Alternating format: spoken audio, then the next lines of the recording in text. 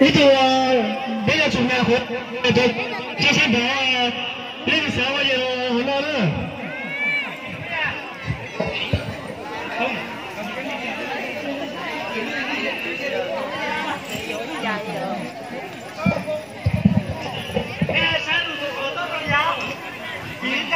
Cái mùa cái mùa cái mùa nhớ cái chỗ cua đấy phải có ngó chỉ là tao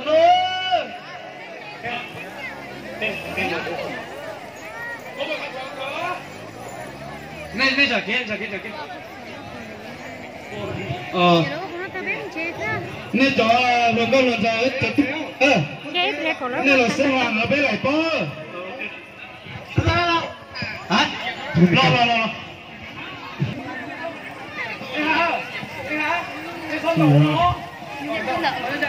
Lo.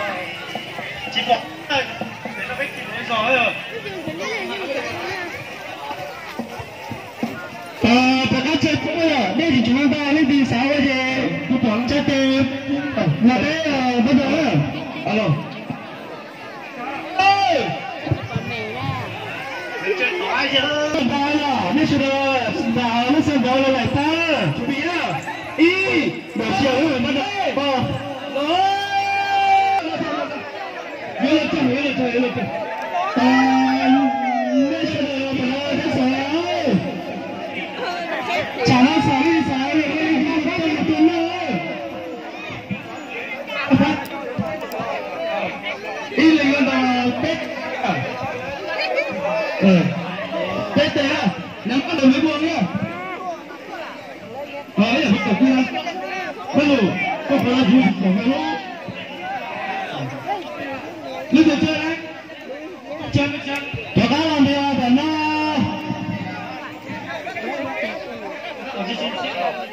Đây là phải đi chơi, nó thì thế nào?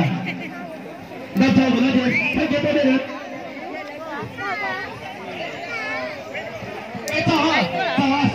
Đừng có sai nhá.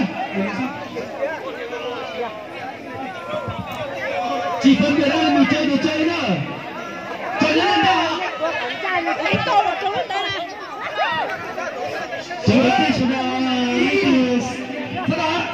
Cái này là pet, cái này giống đạt rồi. Pet đấy là pet đi sao à? Pet đi sao?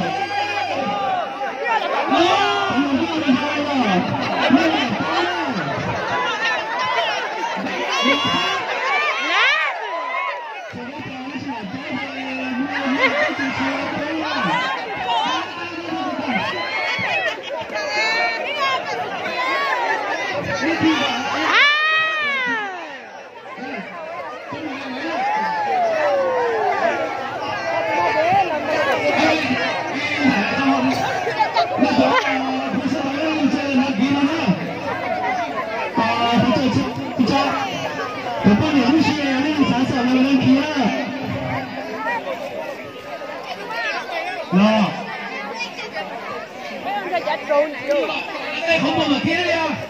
Còn lên đây không bao giờ?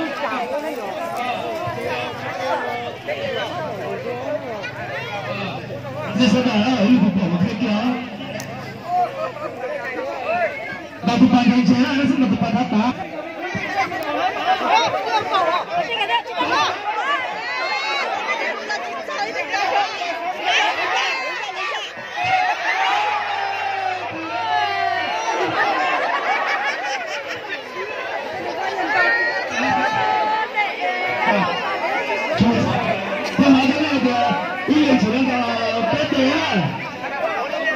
Cái này không phải con đó là cái chậu nhá. Thấy nguồn cao ấy là kia là nó mới lại có đó. Thấy nguồn cao nhá.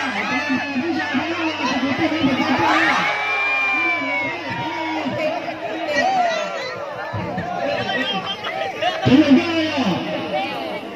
Như là tao nói cái là gì à? Khi khó cười thế.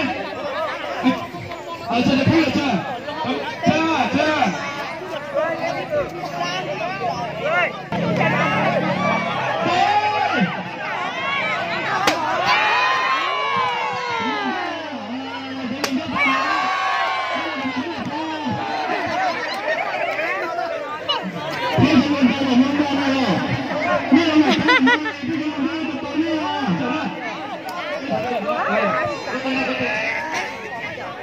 đầu tiên là sự sở hữu là các bạn đồng bào mẹ con. Cảm ơn các anh về nó sáng nào đó rồi, sáng xì hơn thì tôi lần đầu.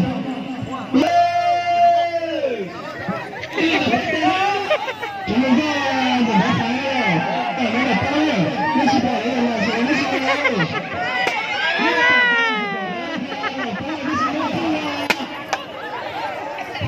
Khi chúng ta tôi vẫn đang sạch có rồi.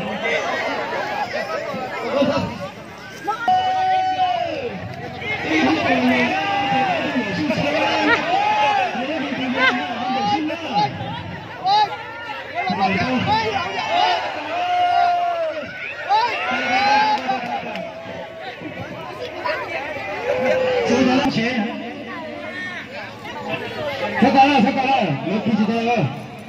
내 저번에 내가 안 된다서, 다들 다들 여기 있는 자, 일로 저도 요시하는 저기는 그다 제 하나, 죄, 이, 대, 로.